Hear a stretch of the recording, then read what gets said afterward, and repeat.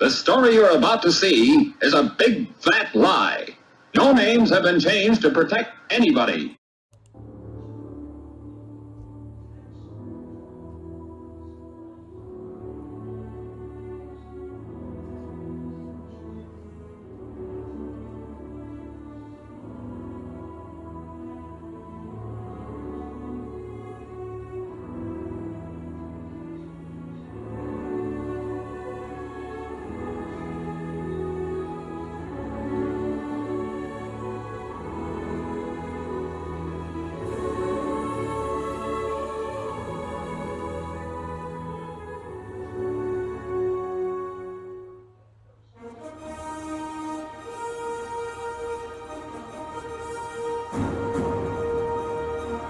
There's no sports league unlike it anywhere in the world, where cartoons and football come together.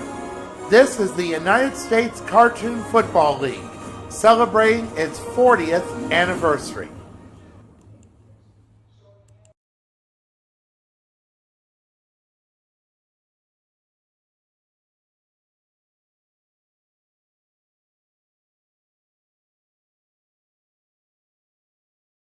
Let's get ready to rumble!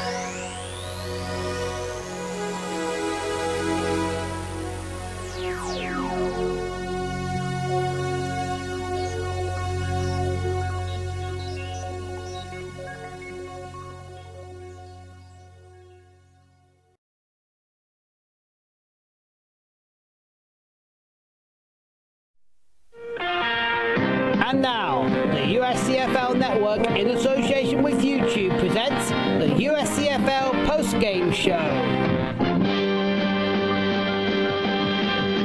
Here's once again is Robbie Graham.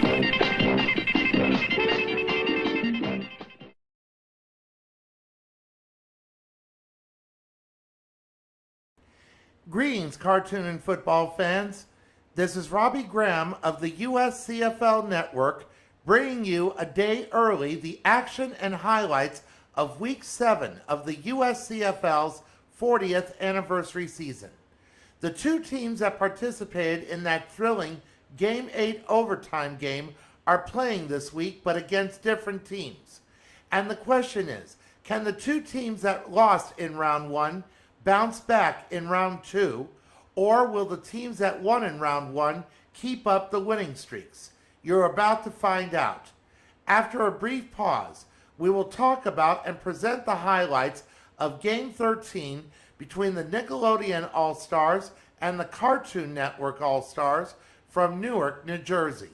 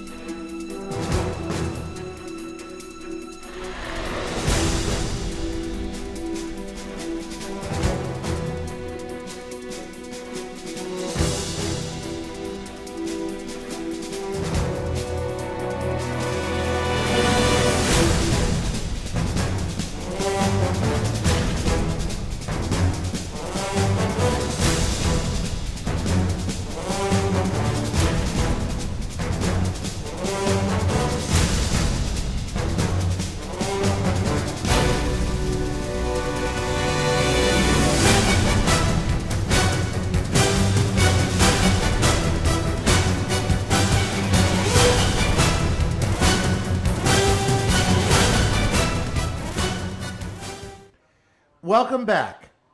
How many of you remember the Cleveland Browns of the late 1970s to the early 1980s? They were known as the Cardiac Kids for their come-from-behind victories.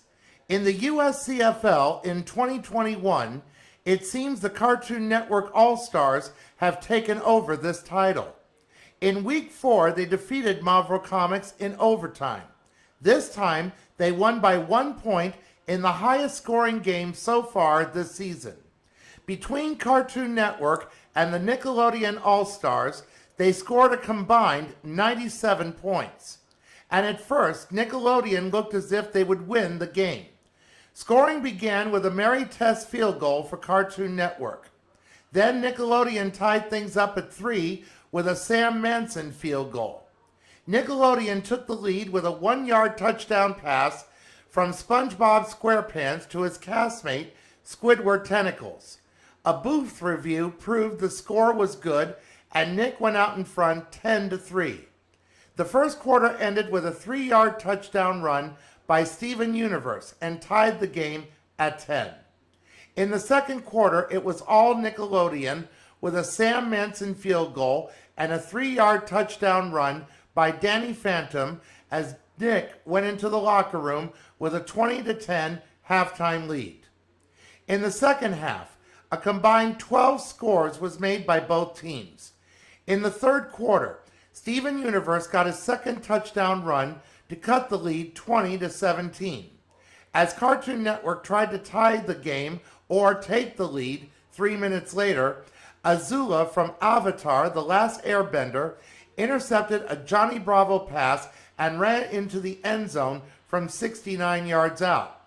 Cartoon Network bounced back as Johnny Bravo connected with Blossom of the Powerpuff Girls from 27 yards out.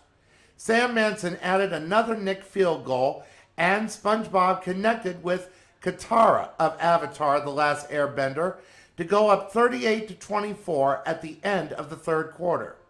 In the fourth quarter, Mary Tess got a field goal within the first minute of the quarter. Then SpongeBob threw a 78-yard pass and a second to Squidward to go up 45-27. Mary Tess got another field goal to cut the lead to 14. With under 7 minutes left, Johnny Test ran the ball in from 1 yard out as Cartoon Network trailed 45-37. With 4.5 minutes left, Steven Universe got his third touchdown run, but with a failed 2-point attempt, Nick led 45-43. Nick got one final field goal just under the 2-minute warning. On the next to last play of the game, Johnny Bravo threw the game-winning touchdown pass to Buttercup, but failed again on the 2-point conversion. Cartoon Network won the game 49-48 in a thrilling nail-biter. Cartoon Network will remain at home while Nickelodeon will remain on the road unless they face Hanna-Barbera. As for the stats in this game, beginning with Nickelodeon, SpongeBob finished 25 of 47 for 432 yards, 3 touchdowns, and 2 interceptions. Danny Phantom carried the ball 33 times for 127 yards and 1 touchdown. Squidward led the receivers with 4 receptions for 106 yards and 2 touchdowns. Timmy Turner of the Fairly Odd Parents led the defense with 7 tackles, 5 assists, and 1 forced fumble. And Sam Manson of Danny Phantom finished with 20 points. For Cartoon Network, Johnny Bravo was 38 of 60 for 460 yards, 2 touchdowns, and 1 interception. Steven Universe carried the ball 27 times for 125 yards and 3 touchdowns. Buttercup led the receivers with 7 receptions for 118 yards and 1 touchdown. Ben 10 led the defense with 8 tackles and 6 assists, and Mary Tess finished with 13 points. And here is how the highlights of this exciting game looked on screen.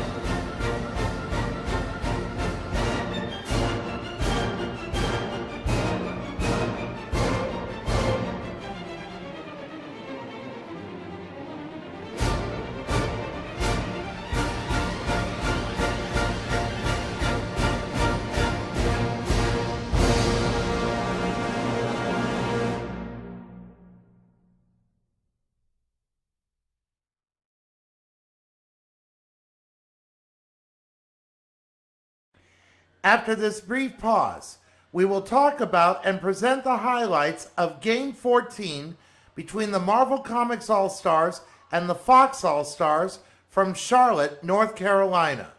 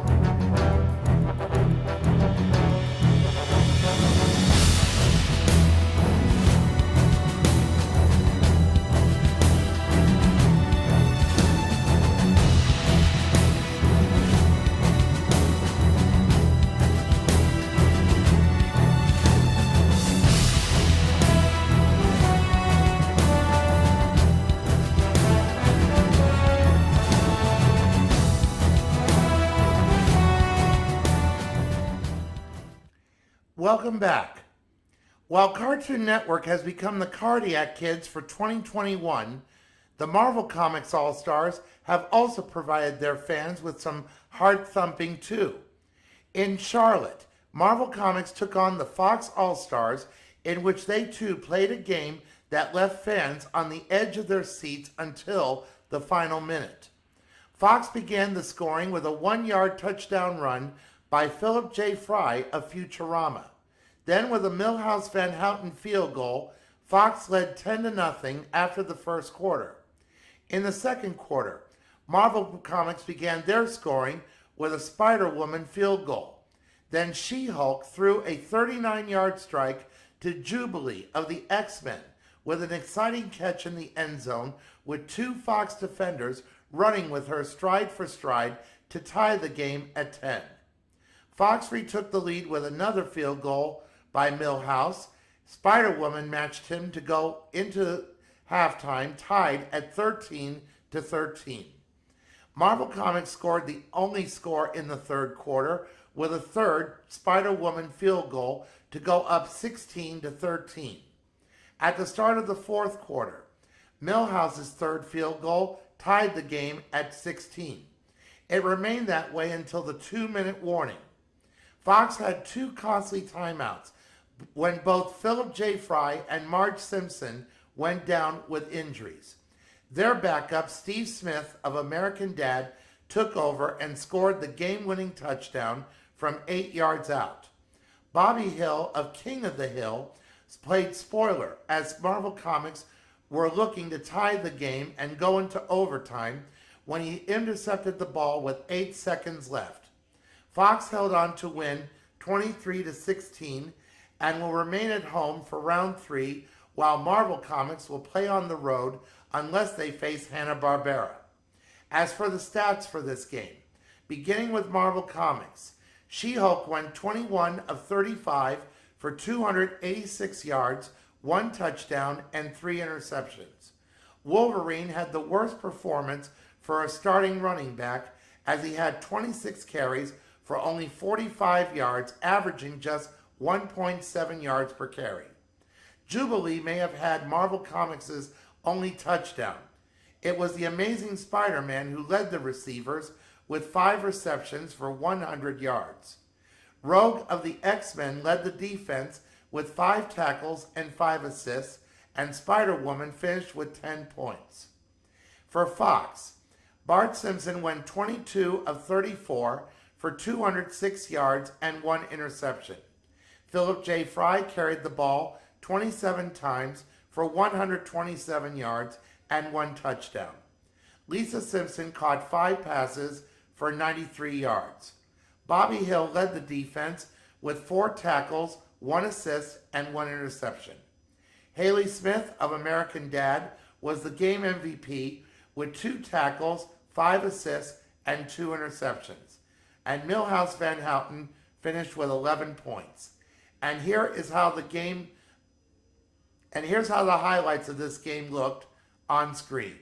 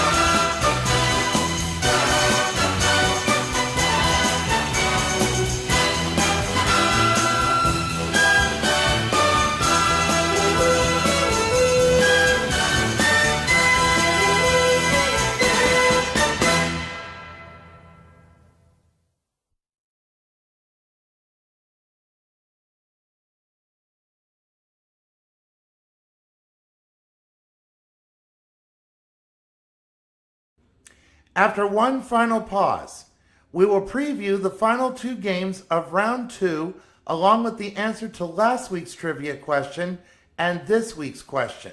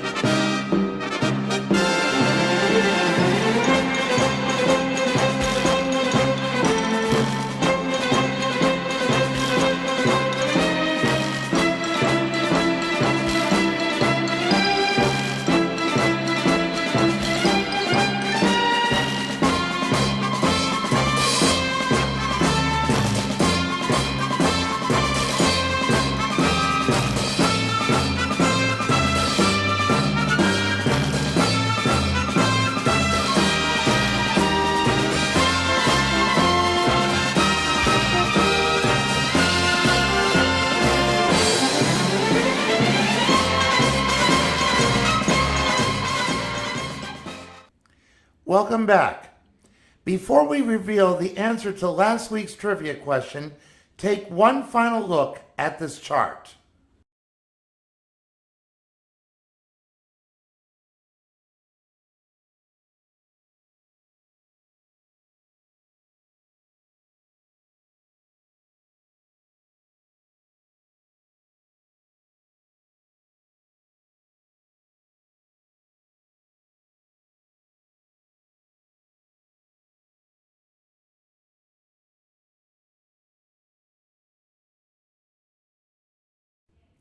Once again, you are looking at the actual jersey numbers for 6 Disney All-Star defensive players. The question we asked was, why were these numbers given to these players and what it represents? The correct answer is that those numbers represent the years their movies debuted in movie theaters. If Ariel had been made a wide receiver instead of a place kicker, she probably would have gotten the number 89 for when her movie debuted in theaters. Now for this week's trivia question. We are asking another true or false question.